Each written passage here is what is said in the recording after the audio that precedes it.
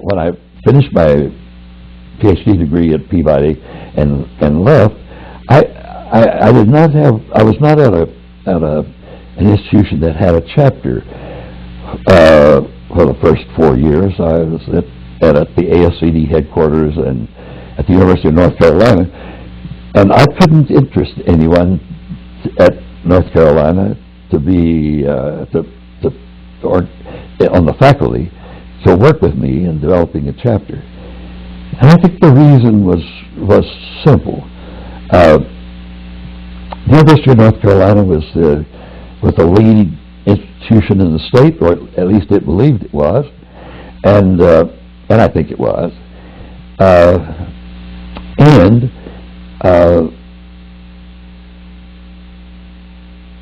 To have a group, a Kappa Pi group, might interfere or challenge the dominance of educational leadership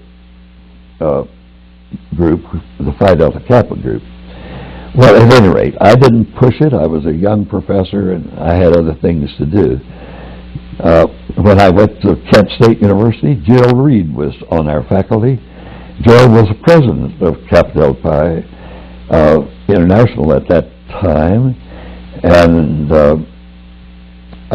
it was simply a joy to know the kind of things that he did, and both on campus and internationally, to make Kappa Delta Pi more visible. And when I came to Texas, University of Texas in 1966, the chapter was not dormant, but it was it had had one initiation in the previous 2 or 3 years. It was all but dormant, and I went to the first meeting that was announced, and I thought the counselor was going to fall all over himself, asking me to be a part of the group, and I was delighted to do it. And at that point, as a college faculty member, I made the decision that my work with Kappa Delta Pi at UT Austin would be my principal service to the large groups of students. That is, we're supposed to have university, at least at UT Austin, there's a notion that we should have service to our enrolled students, service to our alumni and to the state, and service to the profession. This was my primary service for almost 40 years for working with students, not in my own, not only in my own departmental area, but also throughout the college. Kappa Delta Pi has meant a whole lot to me. Let's go back and talk about your years at Peabody. Yeah. You were a student and you were president. Sure. And we've talked before, so you told me about one of your initiations. Yep. And I see this as a definite demonstration of mental leadership. Well, thank you. Thanks, Lee. And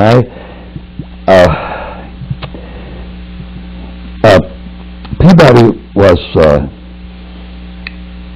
like most institutions of higher education in the South. It was segregated. It denied entrance to African Americans, and honestly, I don't know if there were other specific groups that were denied admission, but blacks simply were not admitted. I was flabbergasted when I arrived and saw that. But as but I also arrived the semester that the first black students were admitted. I thought, well, maybe we're getting somewhere. Not very fast, but we're getting somewhere. And it was a group of 4 black men who were presidents of junior colleges in the South, mainly in Mississippi and Alabama. And they were taking degrees in higher education, their doctorates. I frankly can't imagine how they may have felt. We were friends, we talked, but it was, I don't think, let me just put it bluntly, I don't think they trusted me. This white guy was the symbol of so much that had gone wrong in their lives and in their parents' lives and over time. And while we worked okay in class, there was very little interaction outside of class.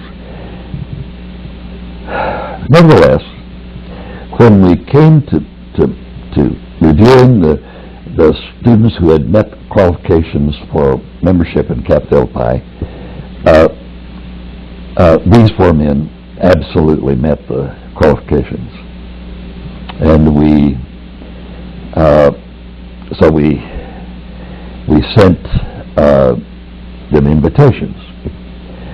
At the same time, we realized that we had to do something more than just invite them. We had to prepare things behind the scenes as well as with them. Behind the scenes meant something like this. At that time, our initiation was at the Maxwell House Hotel in Nashville. It had been that way for years and years and years. It was a nice event. That year, the president of Kappa Delta Pi was going to be the speaker, a lady from Montevallo, Alabama. So I went to the Maxwell House, talked to the manager, told him that we may have 4 black men who would as new members, and they would be coming to the. And I said, did he have any problem with that? Now, let's remember that this is at the same time that black students were being arrested for sitting in on lunch counters in Nashville. It was a beginning of a massive peaceful protest all over the South. And this manager said, well, they could come in through the kitchen. And I said, no, they can't. They have to come in the front door. And so they're students at Peabody College. They're members. They'll be joining the National Honor Society in Education. We didn't have second-class members. And he said, well, I don't know what we could do. I said, one thing you could do is just look the other way. Now he said, we can't do that. I said, okay, we must have your assurance that there will be no problems. Well, we talked for quite a while. Probably a lot longer than our little our organization was probably worth in money to the hotel. But before I left, he agreed that when these students came, that they would be welcomed to come in the front door. Lynn, that broke the barrier, at least for the Maxwell House Hotel. I don't claim any particular,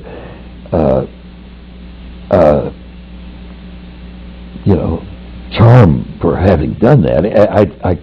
I claim an insistence on doing something right, and I was pleased that whatever I said, however I said it, made enough difference to the manager of the hotel that he agreed.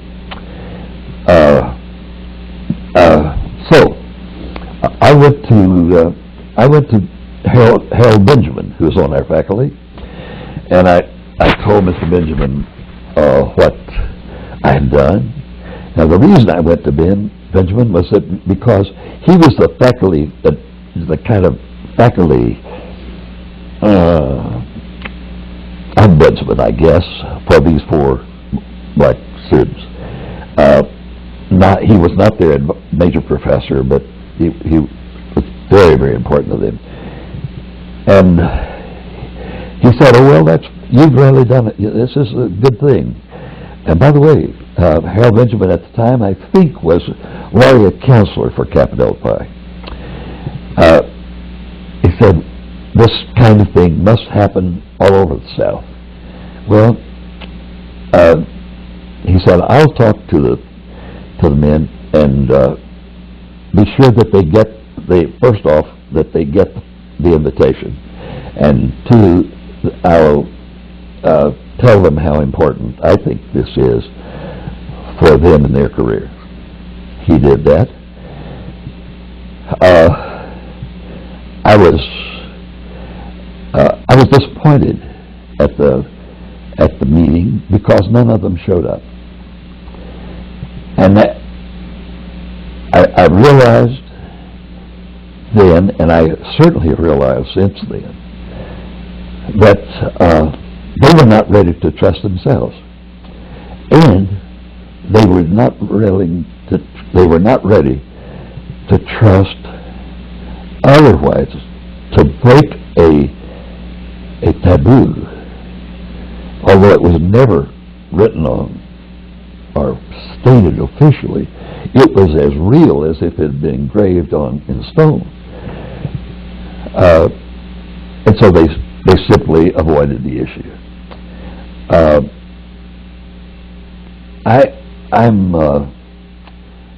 I wish that they had come. I think it would have made an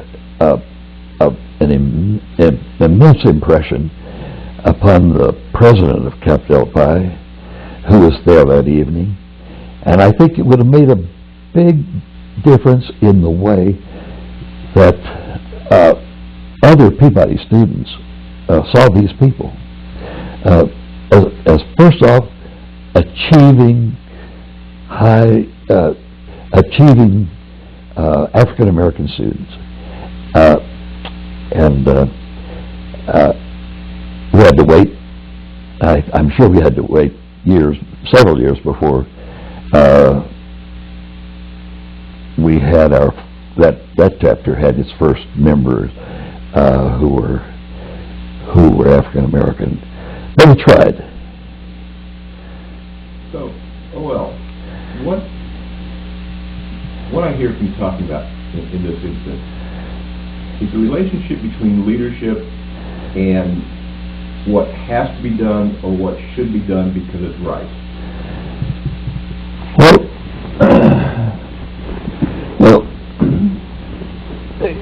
it's too easy. It seems to me, Lynn, it's too easy.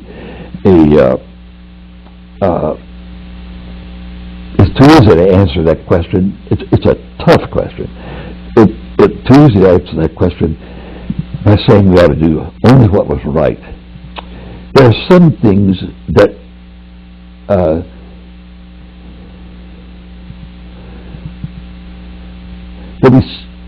that we can do what's right, but find, I'm going to say, different ways of doing it. There comes a time when there has to be, I'll use Martin Luther King's terms, nonviolent confrontation. I think that was what I was doing when I talked to the manager.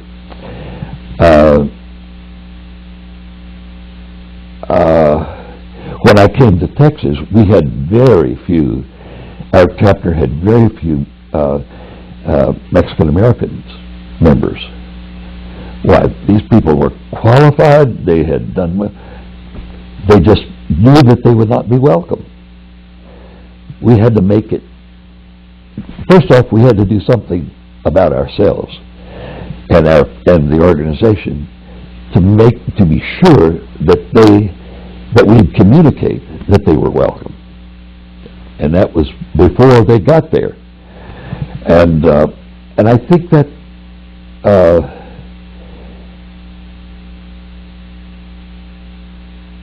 there was no magic bullet. There